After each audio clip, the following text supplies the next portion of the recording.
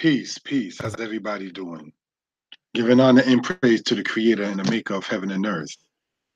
This is not going to be a long speech. Actually, if you saw carefully, it was only two PowerPoints or two slides to this. It's not really much to really say as far as the PowerPoints go, but I just want to point this out for edification purposes. I call it here Omarosa and Trump, according to me, part two, because on the same channel, I did my personal opinion concerning the subject matter. Now, for those who've been following or for those who already knew, Donald Trump is the president of the United States, and Omarosa was a high-ranking official inside of the White House under his administration. All right? Now, prior to that, he ran a TV show, a reality show called The Apprentice, and Omarosa was on that show 3 times and was terminated or fired from that 3 different times. Now, when Trump became president, or prior to his actual presidency, he had Omarosa as part of his staff, as far as the people that was there to be one of the spokespeople for him. You understand? So, with that being the case, what I want to sit there and ask offhand is this. If you are an employer and you get rid of somebody 3 times, how much do you trust that person inside of an official, not a reality TV show, but as an official legal position? You understand? If I was an employer, I would not allow myself to be in a position of getting rid of somebody more than once and then having to sit there and use, not even for wicked purposes perhaps, to use that person for any kind of usage, for any kind of service. You understand? Because by me getting rid of that person, I have by default, all right? Pardon the sound of the bag. I have by default already created an enemy, created a problem, even for myself. So, how intelligent was the president, all right, to even hire a person who he fired 3 times in the past? How do you think that person is going to feel towards you? Maybe he or she is inside of their feelings. Maybe he or she has a vendetta. Maybe he or she was gathering things so that way they can use it against you later. And this is why it's important to keep your nose clean and so forth. You understand? Now, I was watching a couple of shows that was on CNN as well as MSNBC over the month of August. And what I've noticed is the lady Omarosa is going against the corruption that she saw within the White House. And what I realized is everybody knew for decades that there was corruption in politics. You understand? But sometimes people were made to give themselves over to hush money or to be silent concerning the wickedness that they knew and that they saw. Now, according to her, she never signed a paper stating that she would get paid X amount of thousand a month in order to keep her mouth quiet concerning the wickedness that she knew that was going on. To me, that says something to her integrity. You understand? Now, Trump apparently thought, according to her, that he could dismiss her. Like, in other words, just scoot, scatter, get up out of here. But where he messed up at in that particular regard is he let her get too close to him. After firing her X amount of times, he now takes her on as part of his staff. You understand? You understand? So now you can't just say, "Oh, I'm gonna dismiss you. Just get up out of here like scoot fly." You understand? I'm done. You can't do that to people and not expect any kind of retaliation. You can't have people that close to you. You can't have people around you in a very close proximity, politically or otherwise, and then essentially make him or her feel unwanted, unappreciated, and expect him or her to act the same way towards you. You understand? So, another thing to point out that she had stated is this,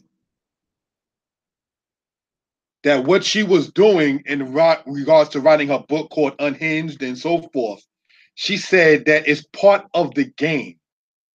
Now, I want to emphasize on that particular part that she stated, that is part of the game. Now, Black women for some years have been doing that to Black men, running game, if you will. And everybody knows no one has game like a woman has game. Children don't have it, men don't have it. If you look at the categories of people, men, women, and children, women have the most aspect once it comes down to playing that game. All right? He tried to play a game. He tried to play people. He tries to insult and does insult people. You understand? And then you have on your staff who you consider at one time to be intelligent while you're making fun of physically challenged and mentally challenged people. You don't think that that person that you consider to be intelligent is taking note of that? He or she may not say nothing. He or she might use their intelligence and smile in your face at the moment for X, Y, and Z reason. But don't think that somebody is of any kind of intelligence and you're showing yourself to be unintelligent and that intelligent person is not going to take note of it. Because one of the things of intelligence is knowing when to speak and when not to speak, when to present your case and who to present your case to. That's part of being intelligent. You understand?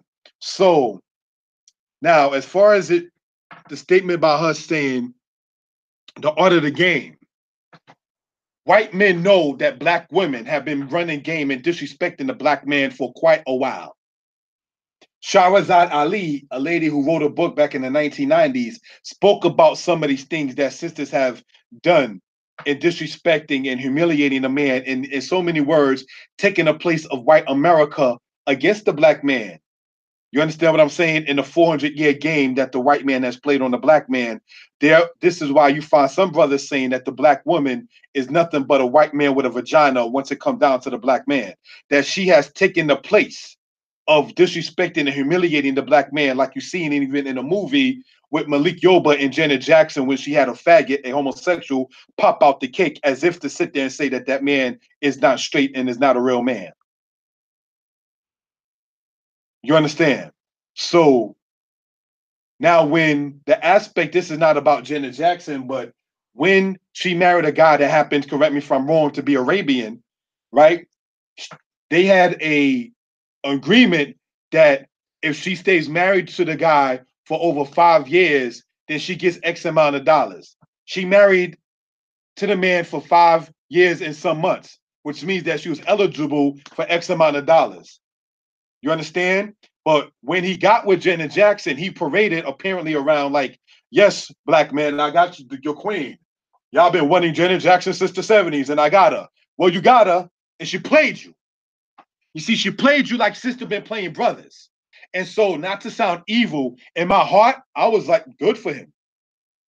You thought that a Black woman, a sister, was going to be more loyal and more righteous to you than many sisters have been to the Black man? No. You played yourself, and she played you. You understand? Now, all of a sudden, Janet Jackson wasn't into the Islamic thing with the garb and so forth and so on. She played the game long enough for the X amount of years in order to sit there and get what she wanted later on, because women plan and plot, not always for evil, but women plan and plot while a man is sleeping. You understand? So these are kinds of things we want to point out once it comes down to that. In the scriptures, it says the wise woman builds her house. It doesn't even sit there and say that she's doing it with her mate. So building her house can mean any kind of aspect, a physical house, a mental house, a spiritual house, and so forth and so on. She builds that within herself. This is why you find some women, and speaking about building a house, say they got a wall. They got a wall so that way they can quote unquote protect themselves. You understand? So these are certain things that pointing out once it comes for edification purposes. Omarosa played that dude. You understand? By recording those things. So some of the reporters that I saw was saying basically like, well, you went in there with a recorder. Well, her response was as the only, and I want to quote her correctly, though I personally disagree with the terminology for us, as the only African American in the staff, then she was what? Covering herself. And she said something that most reporters had to either acquiesce to or just stay silent. Would you believe these things if I did not have this recording? No, they wouldn't believe it. They would say that she's just talking wind and everything like that. You understand? So she covered herself. She covered her track. She covered her back. You understand? And that's what they did not expect. Now, to Omarosa's credit, she married a brother. I said this in part one of my speech concerning this kind of subject matter. The women who basically that were reporters who were black that were getting on her or being against her, some of them don't even like men. They like women. Now, being a person who is related to lesbians, most times it's due to abuse, neglect, molestation, or other aspects that's not normal. Little girls dream of having a big wedding with a male. I have a little girl. She talks about a boy that she liked. You understand? And my little girl is only 12. You understand then? So the point in getting back to the subject matter is normal little girls don't think about being with a female. Something happened that made a female want a female. So to the lady that's a reporter that was speaking against Omarosa when she was let go from the White House or she left from the White House, either one, talking about bye Felicia, she's going back to her black man. That woman is going back to her woman. You see the difference? You see the problem? You see the confusion? Many others who might have hated on or disrespected or didn't agree with Omarosa and her stance on certain things probably don't even like the black man. See, Omarosa is on YouTube speaking highly of the man that she's married to, that he's handsome and intelligent and so forth and so on, because intelligent people attract intelligent people. And beauty is an eye of the beholder. So she's not up there disrespecting her man like the entertainer, if you will, Monique did once it came down to that show called Queens of Comedy. She didn't disrespect her man or black men in general like Monique and the other lady did in that show called The Parkers when a person was saying, wow, I would like to have a house and a car. Well, girl, you must want a white man. You understand? So now you can see where Monique has winded up and you can see where Omarosa is going. Do you see where I'm going in this particular aspect? You cannot disrespect your man, my sisters, and everything be okay. And so this is why, correct me if I'm wrong, when the Queens of Comedy came out with Samoa, Adele Givens, Lady Laura, and Monique, all right? Her husband at the time, after she said, point to it, you ignorant bitch, and so forth and so on, disrespecting him as a man, he got a divorce, so she paid him alimony. Disrespect like Monique did and disrespect like Trump does only gets you so far. It only gets you but so far. So these are certain things pointing out for edification purposes, and intelligent people understand this. You cannot disrespect anybody and expect everything to be okay. Let me give a raw example, if I may. All right, then. When I was in high school, you know what I was telling the teacher when I would not go to the class?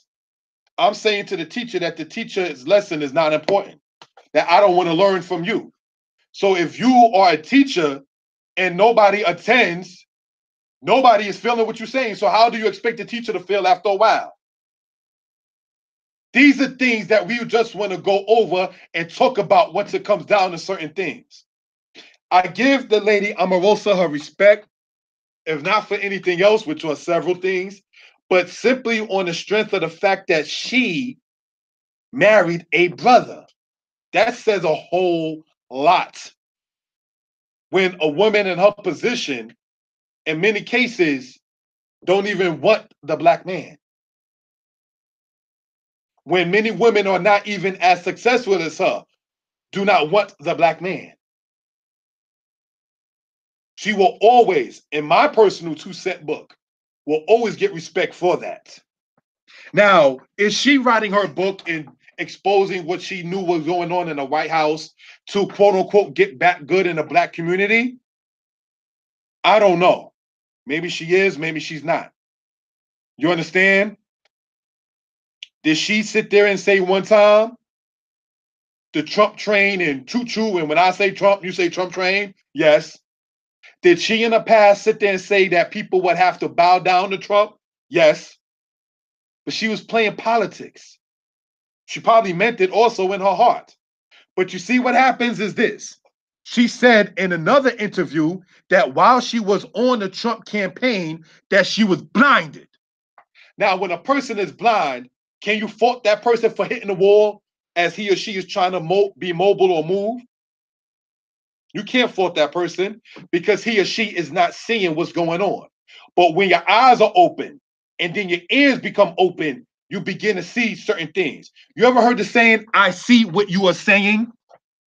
Everybody knows you hear things that are said, but the statement that says, I see what you're saying is deeper than just hearing what's being said. Because I now begin to see exactly what it is. Because my ears, I wasn't deaf, I was just blinded. So while I hear what you're saying, I didn't see what you're saying. But when my eyes is now open to what you're saying, you're going to get a whole new different kind of person coming at you, or ignoring you, or exposing you, or no longer entertaining you, or no longer in the same spirit with you. The eyes are said to be the mirrors of the soul. So now when your eyes are open, you do not shut them. I state one more time. When your eyes are open, you do not shut them. You can't change people. You understand? A person has to change himself or herself. So what is the media doing, or what are the people in the interviews seem to be doing in regards with her? Well, you wrote this book that says that he's not fit to be a president and he's mentally unstable, but you were saying this just then, and 2 years ago, 3 years ago, right? You were saying people would have to bow down to Trump 2, 3 years ago, and now you all of a sudden saying this. The whole N-word matter. Now you all of a sudden you talking about it? Because see, it's like this, and that's why I respect what she said, that she was blinded at the time. Because when somebody knows that you blind, they expect you to stay blind. How dare you open your eyes? How dare you speak on what you have been able to been shown? You're not supposed to sit there and speak. You're supposed to have your eyes shut, eyes wide shut. You're supposed to not be able to talk. I liked you when you was blinded to the truth of a matter. So now that you're speaking, now that your eyes is open, I now have to make you look bad. So while the people who didn't even perhaps in certain cases like President Trump, they probably did not even like the man, but they certainly hate this woman right here. You understand? In many cases. So now they're going to go back to when she was kowtowing, or some may say being a Sambo or a coon, once it came down to Trump to try to make her look bad. But the same spirit in her coolness, if you will, the same spirit with her being a Sambo, if you will, is the same spirit that she's up there coming up with. And I say this about her to her credit. One person who did an interview said concerning the lady that well, you just up and decided to write a book. No, no, no, no, no. This is my third book. And as an author of 3 books, I can validate, not that she needed my 2 cents, but I can validate. Don't just up and say I wrote a book. I've been writing books. You understand? This is my third book, and I, like her, am an author of 3 different books. This just happened to be the one that's just sparking flames and so forth and so on, the most controversial one. You understand? You got to remember what she wrote in a book called, correct me if I'm wrong about the title, The Bitch Effect, When to Turn It On, When to Turn It Off. See, she played them. You understand? By having all of those recordings and so forth and so on. Trump must have thought that she would be a coon and blinded forever. He must have thought that his art of the game was so tight and so secure that she would never wake up. That she would never sit there and come to this aspect of being able to want to expose me. Because I'm the one who put her up there after I fired her. I'm now the one who hires her. So now great white Trump looks better. I got rid of her, and the black man can't hire you for this position. So I'll sit there and take you on. And then when I don't want you around, I'm going to send somebody else to do my dirty work to get rid of you. And when she did begin to start exposing him, he called her what? A dog. Those are thoughts he had about her already. See, this is what I'm talking about in part, because when your eyes is open, when your eyes are not blinded anymore, you begin to see those or they who thought you was stay blind, you now see their true feelings about you. They can't hide and, excuse me, bullshit you anymore. And so this is something we want to sit there and talk about once it comes down to that. They try to stifle her as a person. And that's what happens when a person has a potential and refuses to be stifled. You're going to get a beast coming at you. You understand? That's what it is with that. The reporters are upset. The people in certain cases who interviewed her are looking at her like, I don't believe, like, how, what? I can't believe this. Now, there are those, and I understand that position too, that say maybe this is all political. Maybe this is all a game. Maybe this is just like WWE. Maybe this is just like some rap battle kind of thing. But if that was the case, the worst rap battle was between Biggie Smalls and Tupac because neither one are alive. Did anyone, to my knowledge, correct me if I'm wrong, I don't think either one of them wanted to go legal on the other. I don't think Tupac went to court against Biggie or vice versa. Trump wants to bring charges against Omarosa. So he knows something. He knows that she knows something.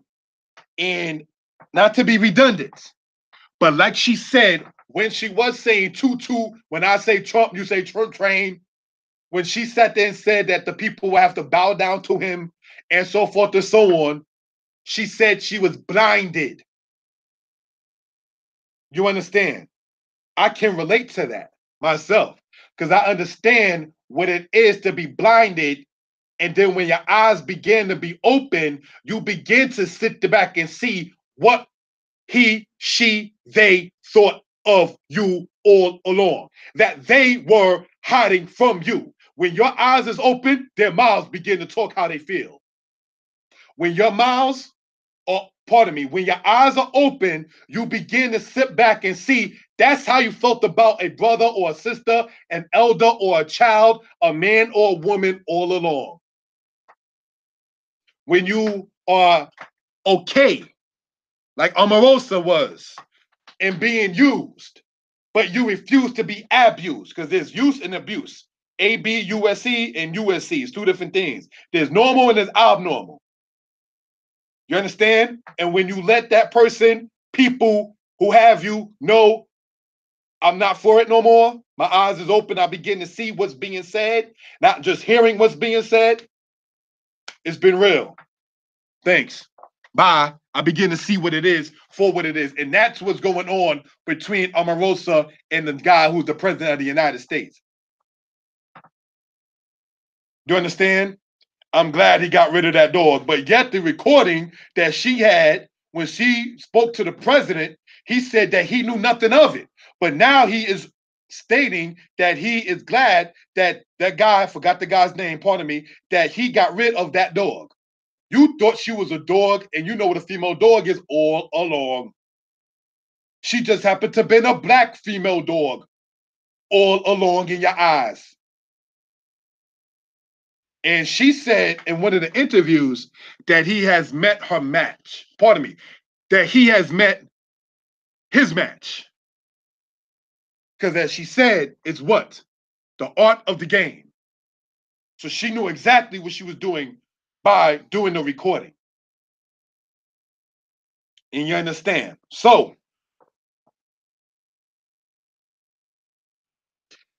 when he tried to use intimidation tactics, and the other guy was saying that your reputation would not be damaged and so forth, so forth and so on. Those are threats. That's illegal. To actually sit there and do certain things like that. You do know that, right? That you're not supposed to threaten people and so forth and so on.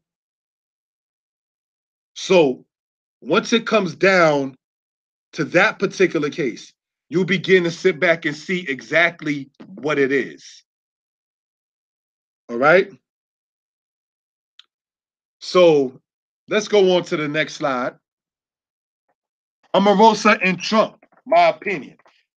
This is not going to be too much longer in discussing or talking about this kind of matter. On the left-hand side, you see them smiling, standing next to each other. And on the right-hand side, I don't know if this was the beginning of their breakup in politics or what, but she don't look happy. I don't know what he's saying to her. I don't even know what the scene's about. This is something I got from public domain on Google Images. You understand? So I don't want to sit back and say I know for a fact what was going on in the picture here on the right-hand side. But what I do know what's going on is this. She compiled the information together. You understand? Now, she was asked whether or not she had sexual relations with Donald Trump. And she said no. To my knowledge, Donald Trump never said that he had sexual relations with her. So now, when she was able to say that she was in politics, all right, when Clinton, who was the former president, had a situation with the lady Monica Lewinsky, you understand? That's her letting them know in the art of the game, she was already around before Trump came around. She was already doing what she was doing as far as some kind of politics, as far as somewhere inside the nucleus or inside the circumference, if you will. All right, then, if not the nucleus of some kind of political agenda. He was not the smart one to hire a person who he fired 3 times before. He was not the smart one to think that you can get rid of somebody, intimidate and disrespect other people, try to buy other people off to win their favor. And when she didn't go for it, you expected her to not expose certain things. So there are those who say, well, she's just about the money. She's just about the money. The people who signed an agreement to not speak against the White House or anything that Trump or his family or their businesses, they are said, correct me if I'm wrong, to be getting paid $15,000 a month. Since her book dropped, I don't know if she's getting $15,000 a month. Maybe, maybe not. You understand? But I will say this. This is something I got by reading the book Roots by Alex Haley.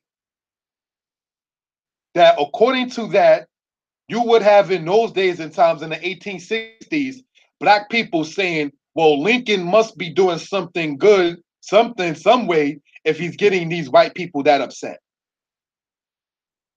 And I can say the same thing in regards to this. She must know something that they did not want her to know. Or if she did know, did not want to let the people know. See, and I'm not trying to throw stones. Some people were saying, well, if this was actually real, then she would have had a death wish on her head. Heaven forbid that be the case about death being this particular result of this kind of exposure of the White House and so forth. Because the White House has been exposed a lot of times. If you even look at the history of what happened with John Quincy Adams and Andrew Jackson, the 6th and then later 7th president of the United States. They exposed each other for being dirty. You understand? Within the White House. And we're talking all the way back in the 1800s. You understand? So exposing the White House is a thing that's been going on for over 200 years. All right?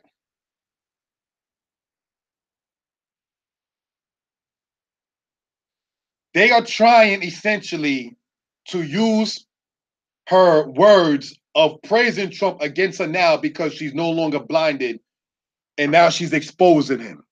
Word to the wise is sufficient. Shalom. Peace.